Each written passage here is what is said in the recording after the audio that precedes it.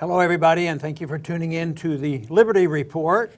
With me today is Daniel McAdams. Daniel, good to see you. Good morning, Dr. Paul. Good. We have a special guest, a friend of the freedom movement, and he's a prolific writer. He's written many, many books. He's also a senior fellow at the Mises Institute, and he just happens to be a course director and writer for the Ron Paul curriculum. Oh. So welcome to our program today, Tom Woods. Ron and Daniel, it's a pleasure to be here. Good. We consider you an expert. Although we have a homeschooling program and my name is attached to it, I also have to have some experts really helping me. And of course, Gary North has been involved. You're a course creator, and you've been working closely with that. So we want to start off, though, with a little bit of generalities about homeschooling, because we have a lot of listeners now to the program, and some are interested, but I think a little bit more information might help.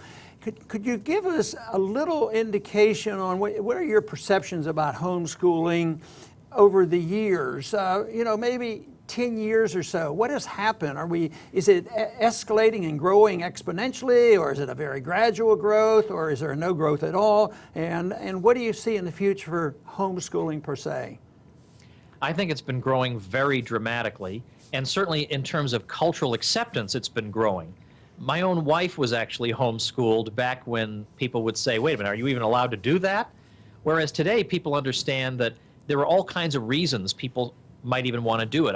There was a view some years ago that the only reason people would homeschool is for religious reasons. But it turns out there are a great many people who want to homeschool for a whole variety of reasons. And there are people on the left, on the right, in the middle, people who are libertarian, people who are not libertarian. They just feel that a one-size-fits-all approach it doesn't really work for them. So it's been extremely encouraging to see that you can engage in homeschooling, and there is now a huge infrastructure that's developed to support you in terms of social events, athletic events, all kinds of special events at museums and libraries just for homeschoolers. You don't feel like you're isolated, you're the weirdo. You've really been made to feel very welcome in many different social situations. That's wonderful. Tom, that's absolutely right. I mean, we've taken advantage of, we homeschool our 3 children, and we've taken advantage of so many special museum programs. It may have been a long time coming, but they've recognized that there's so many kids home during the week being schooled, and they have so many different programs. I'm glad to hear you say that some of the old stereotypes are falling by the wayside. I fear with the success of homeschoolers, though, that the public school people are getting even more worried about homeschooling. So you do hear more of the stereotypes. Oh, the kids are so isolated. They're not socialized, and it's the funniest thing because these kids are, I think, among the most socialized, at least in our experience of kids. Well, and also I find that in general, they're the ones who are most able to have conversations with adults, and they're aware of what's going on in the world. I mean, they can handle themselves in a variety of social situations. So the accusation of socialization is really starting to backfire these days. You find these are the most sophisticated of the kids, the most polite, the friendliest, the most helpful. Now, I don't mean to say that it's impossible to have these good qualities in a traditional school setting. I went through a traditional school setting, but homeschoolers, there used to be this tremendous stereotype about them that they were backward and whatever. They would make their own clothes or whatever. And now you're finding that, homeschool kids actually are just like the kids down your street. I first became very much aware of homeschoolers is when there were the early fights in the 70s in Texas. They tried to put all homeschooling out of business. But by the 70s and the 80s, when I'd go on campaign trips in the middle of the week during the school year, all of a sudden there'd be some kids there. And I was impressed. Well, I finally found out they weren't playing hooky. They were actually there for a purpose. And they would ask questions. And I was very impressed. So your point that there's a lot more adjustment from homeschoolers than anybody realizes. Give me an idea about what is available, because we have a precise goal, and we're not bashful about what we'd like to accomplish, in our curriculum. And we're not going to be teaching Keynesian economics, and we're not going to teach Woodrow Wilson foreign policy. But what is out there? Is it all? I know there are some religious schools, and it delves into and promotes religion per se. But is there anything on the left? I'm trying to figure out what is the variety out there that is actually offered up. Of course, we're for variety. We want to defend variety, although we want a curriculum that people know exactly what we're looking for to bring about leadership in the freedom movement. But what do you know about the various courses that have been used in recent years? Well, I'm afraid I don't know of anything that's expressly leftist that's catering toward homeschoolers, but it wouldn't surprise me to see more and more of that, because I suspect that the reasons people homeschool in Vermont are quite different from the reasons they might homeschool, let's say, in Alabama or Idaho or some other place. So it wouldn't surprise me to see that. I know that there is a wide variety of curriculum companies that you can find. A lot of them struggle with subjects like American history, because frankly, it is impossible to find a decent American history textbook. So they're using textbooks from the 50s. They haven't been updated in 65 years. This is a bit of a problem. One of the benefits of your curriculum, Ron Paul curriculum, is that we don't get tied down by textbooks. They cost a lot of money. It's very, very rare to find a decent one anyway, and they're put together by committees. They just repeat the conventional wisdom, and they're boring. There's no kid in the world who ever said to his parents, "Thank heavens you bought me this textbook." None of them feel that way. So although there are a variety of curriculum companies out there, in terms of not using textbooks, focusing on primary sources, focusing on getting the students actually reading what the people said instead of what some textbook author wants them to know about what they said, this is definitely one of the benefits. And I would also note, by the way, that the way I pitch it, I have a site, ronpaulhomeschool.com, and my headline is not, "Hey, your kids will learn liberty." Yeah, that's great, and of course that's why I'm here, but the headline is, "If you're a homeschooling parent, you're probably working too hard." And the idea of the Ron Paul curriculum is that it really is self-taught. After about the 4th grade, it's self-taught. You watch a video, you do a reading, and you do your assignment. And then you have Q&A forums where the students can interact with each other and they can tutor each other. But basically, it runs itself. And that's not something I'm familiar with elsewhere. And we've been around long enough now that we have parent testimonials.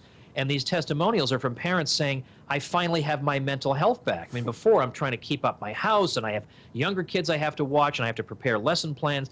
If you want to use the Ron Paul curriculum, you have prepared the last lesson plan you will ever prepare in your entire life. And on top of that, not only will your kids get a top-notch education, but they won't have to go looking around the way the rest of us did to find out who Ludwig von Mises was or Frederick Bastiat was or what Austrian economics is. That'll be part of their curriculum. They won't have to go searching for it. Now, in the curriculum, by the way, we don't just say, well, here's the libertarian curriculum, and they over there have theirs, and they have theirs.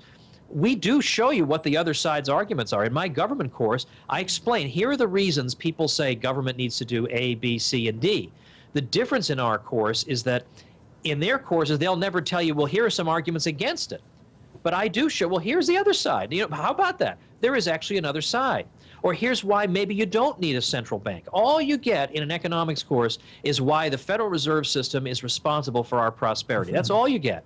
But there is another side of the story. It gets totally neglected. And so you'll get to keep your mental health, and your students will actually learn the sorts of things that you and I had to search around looking for because nobody was going to teach them to us. You know, Tom, you mentioned textbooks. The one book that my 15-year-old son has read is Your Politically Incorrect Guide to History. And I don't know if I should praise you or condemn you, because he comes running to me with all these questions. Well, what about this? And, you know, I read that this was true, but Tom Wood says something very different. Yeah. So I've got to be on my toes. But, you know, you mentioned, you capture something really important, Tom, and that is the diversity of homeschooling. It's not simply a school that you'd go to, a public school, but transferred to home. There are so many different types of homeschoolers. There are the unschoolers who don't believe that you should really teach anything, that the kids discover on their own what they want. And there on the other end of the spectrum are those that are very rigidly in a program. There are many others like our family that sort of pick and choose what works. You know, you get a little bit here, a little bit there, and I think that's one of the attractiveness of the curriculum as well, is you can take courses as you wish. You can look at things that are important, that you feel that are important. You can supplement what you may do in other things with the Ron Paul curriculum. And I think that's one of the best things for our family that it has to offer. Yeah, take the courses that you want to take. It's not like we say, well, you're in 8th grade, so you're officially signed up for all these courses. We don't even believe in that. Our view is that maybe there are some people in 8th grade who should be in 10th grade math and 7th grade history, whatever, and you just decide which course works for you. So you test it out, and you take 60 days with it, and if you say, this is too hard or too easy, then you get your money back and you try a different one. So it is great that you can tailor it for what you need. But then also, it's not like we just teach, we have math and science and literature and all that. But what we're also doing is courses that you won't find at all. It's not just this is our spin on them. These are courses you won't find at all. Like, for example, for teenagers, how to manage your own finances, personal finance, so that you don't get into debt and you learn how to manage spending and balance a checkbook, whatever. I mean, every teenager should be trained in this, and yet I don't know of anybody who's teaching that. We have a course in that, or we have a course in how to start your own home business, or how to be an effective public speaker. And this is another aspect of the curriculum, is that we don't want to just fill their brains with great information. That's a wonderful thing, but if it just sits there, then it becomes sterile. We want to train them to go out there and be persuasive, to be able to write effectively, to speak effectively, to know how to run a blog so that when you do graduate, you get out there, you can be contributing to the conversation. You'll be, it'll be old hat for you. It's the whole person here. It's not just the brain. It's the whole person we're trying to reach. Tom, one thing that we've tried to do is have these choices, and there's a lot of those. But there's also the ability that if you decide that you want to go to college, you want to go to medical school, you have to, orient that. So it's not like the kids can pick and choose what they do and they just go about it. But if they have a desire and they have to contend with some conventional testing and all, I think we make a sincere effort to help them achieve these goals rather than just saying, I don't know anything about those tests, just go there, maybe they'll let you in. Tell us a little bit about how we try to prepare these kids to compete in the real world of getting into a medical school or into a college. Oh, there's great emphasis on CLEP exams and these sorts of advanced exams that people can use to get, first of all, it helps that you've taken some of these exams, but also you can, for when you're applying, but also when you're in college, you can use these exams for college credit and place out of certain subjects altogether. In fact, the young man Bradley Fish, who teaches some of the junior high courses, is a classic example of this. He entered college. As a matter of fact, he may have graduated college at age 18, like some crazy age. He entered really, really young, and he'd already placed out of 2 years' worth of college because he took CLEP exams. So if you have an especially ambitious student, again, with our courses, there's no timeline. You have to take a year or you have to take 9 months. If you can do it in 4 months, if you really hustle, you want to do that, you want to get some courses out of the way, you can take CLEP exams successfully on the basis of the information we teach you in these courses, and then you can save your parents a lot of dough by possibly placing out of a year or two of college. As I say, one of our own faculty members did this himself. So we do talk about how to do that. And yeah, we don't just leave you adrift. We don't just teach you stuff that no one would ever test on a test. It's all just libertarian stuff, and then no one's ever going to ask you about that. You learn the stuff that you would need to succeed on these tests, place out of these courses, save yourself some money, and start your life a year or two earlier. Think of all the earnings that you would have earned that you're spending in some classroom somewhere. We're going to restore those to you by possibly helping you to get through early. Good. We're running out of time, but we have a couple short questions yet that we'd like to ask. Yeah, Tom, we were talking before that we started here about the future of homeschooling, and we have something on the Institute website about the California vaccination law and how that is driving a lot of parents into homeschooling. And these aren't necessarily parents that are opposed to all vaccinations, but they don't like the government schedule where they don't get to choose which one where. They get a cocktail at a certain age of many things. And so these kids are not able now to go to public or private schools in California. And it's really causing a boom in homeschooling. How do you see the future of homeschool versus a state that I think will remain skeptical, a state with a capital S that will remain skeptical of this sort of thing? Well, when you have something like homeschooling that so many people have latched onto, you get to a tipping point where it becomes pretty much impossible for the state to do much about it. In the beginning, you could be a persecuted minority, but today it's just growing too rapidly. I think not just the vaccination thing, but also there are a lot of families that do not approve of leftist social policy, and they're going to see this pushed more and more and more in the schools. I think that's going to drive more of them out. So I think the trend is definitely upward for those reasons. Okay, Tom, I want to thank you very much for being with us today, and I'd like to close with a couple comments to our audience. You know, homeschooling to me is very important, and that's why I responded very favorably to both Tom and Gary North on proposing and helping to put this homeschooling program together. I'm really big into education, just like Tom is, and he still has education at the Mises Institute. He deals with that and also the books that he writes. But you know, of all the things that I do, even politically, I've always concentrated on education. And for me, it was sort of an educational bully pulpit because the politics sometimes was rather annoying to me. I think that this program, to me, if it does what I expect and what I sense is already doing, introducing this could be one of the most important things that I have done and will leave. And that is a set of educational standards that we have here.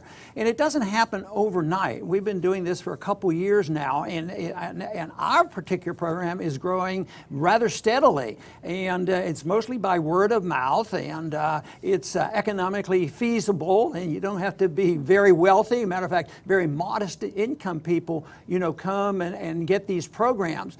So it is something that I'm excited about because I believe sincerely that this is an answer to contradict so much misinformation that we get from the government schools. And Tom, you've been the expert in history, and Daniel already emphasized that one of your books is really challenging to one of his kids.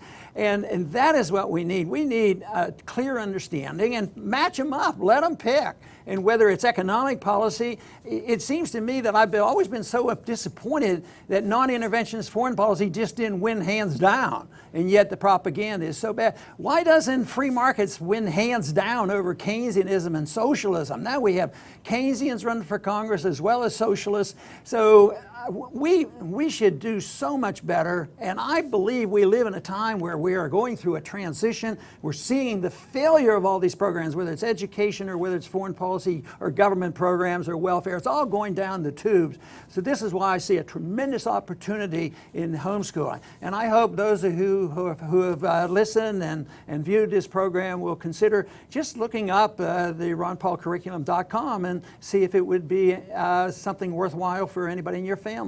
But I want to thank everybody for tuning in today to the Liberty Report, and please come back soon.